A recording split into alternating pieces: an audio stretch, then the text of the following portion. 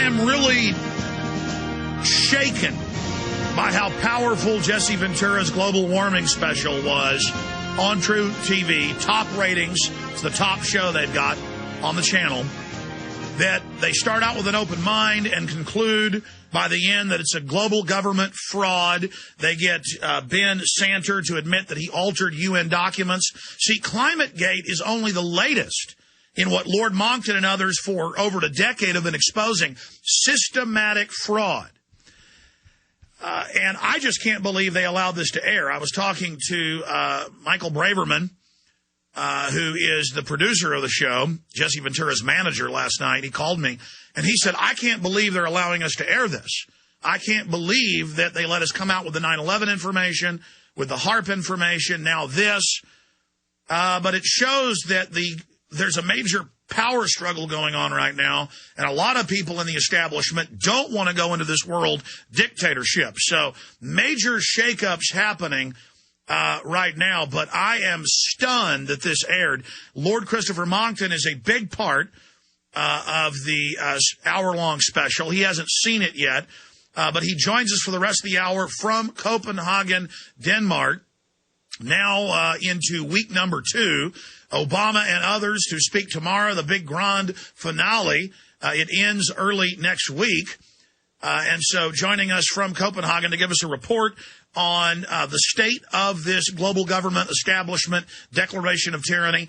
It looks like it's in trouble, but he's the real expert and is on the ground and can tell us that. And what their strategy, what their plan B is going to be. I have a good idea, but I want to get it directly from Christopher Monckton. Sir, thank you so much for joining us. Well, Alex, it's a real pleasure to be with you again. Thank you. You're there. Give us your report on what you've witnessed in the last week and a half and the state of this event. Well, the first thing is it's been very like a Nuremberg rally. The people who come to these things are very nearly all of one mind only.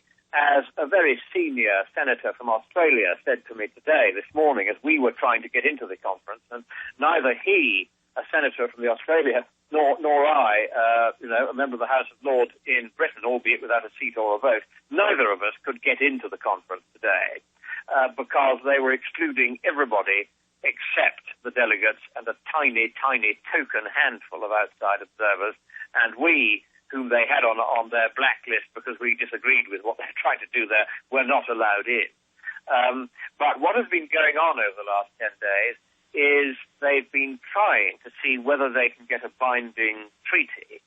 And more or less at the outset, they realized they would have to abandon that because it would never pass the U.S. Senate. If they call it a treaty, it requires 2/3 of the U.S. Senate to vote for it, and there are just too many blue dog Democrats as well as sensible Republicans who will not vote for the destruction of the U.S. Constitution, for the establishment of a world government, for the bankrupting of the United States, for the destruction of working people's jobs right across the industries of the U.S., all of which will become unprofitable if anything like the original draft treaty had gone through.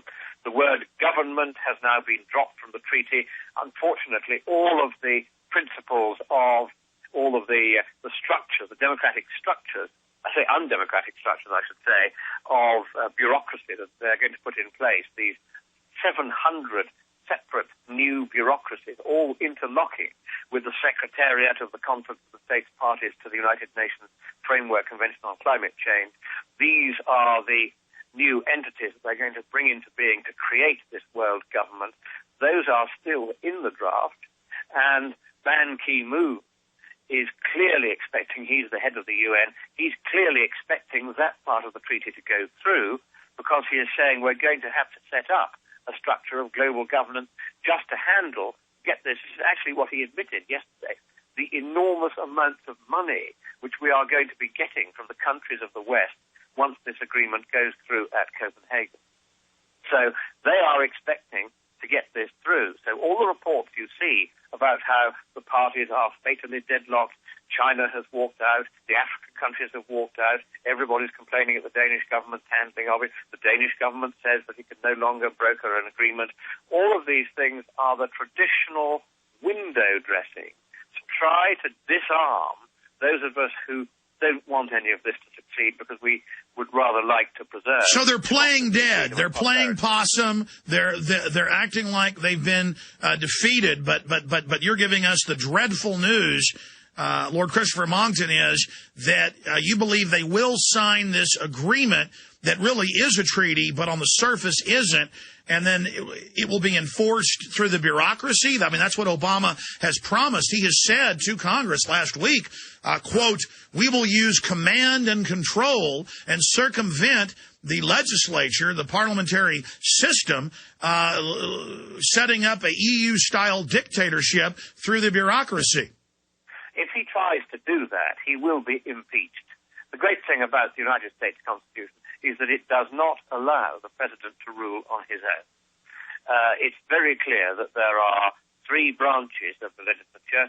There are the two houses of Congress, and there is the executive branch, the president and his cabinet. And he cannot rule on his own. If he tries, he will be impeached. In fact, already there are those in the Republican camp who are beginning to look at the constitutional implications of some of the things the president has been saying. He had better tread very carefully indeed, or he will be out of office and in prison before he knows it. There are constitutional constraints which, thank God, may yet save not only America, but the rest of the world from what you rightly describe as a tyranny. That is what they had intended. And it was I who first revealed this when I got the first draft of this dreadful treaty and revealed its contents to the world in a speech in Minnesota, which has now been seen by 4 million people on YouTube.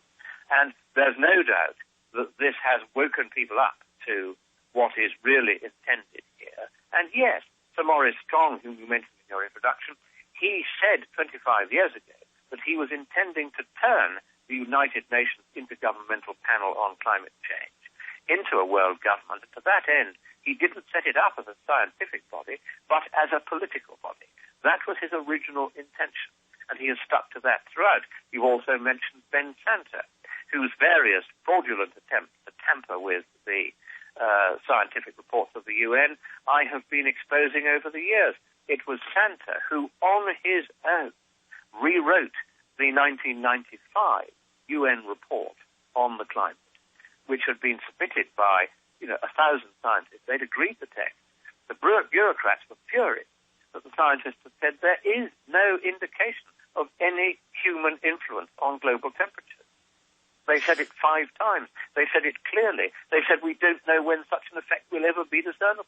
Lord Monckton, for those that don't know, go back in the Jesse Ventura special, but for years you've been exposing Ben Santer. Tell people who he is at the UN, the direct deputy, the minion of Maurice Strong. People that don't know who Maurice Strong is.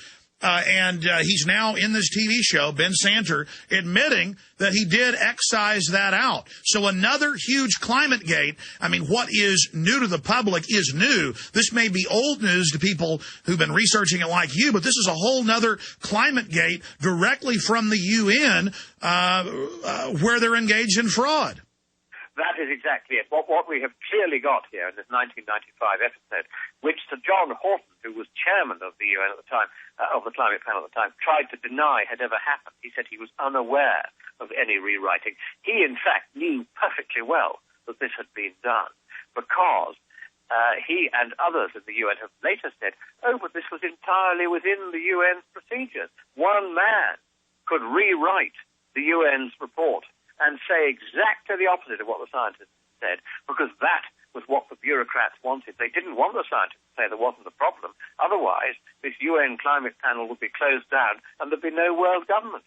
So they got Santer to rewrite it. And he's now admitted on television that that is what he did. I believe it's the first time he has admitted it. But I had the proof long ago that he'd done this. I've been saying so. In fact, I've done a tour of European Parliament in which I have revealed exactly which bits of the 1995 report he did rewrite.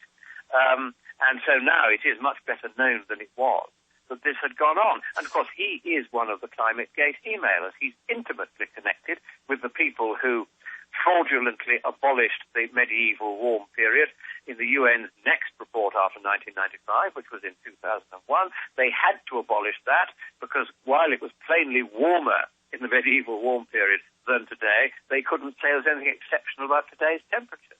The 1990 UN report had shown a graph showing that the medieval warm period was 1 or 2 degrees Celsius warmer than today. That's 3 or 4 Fahrenheit.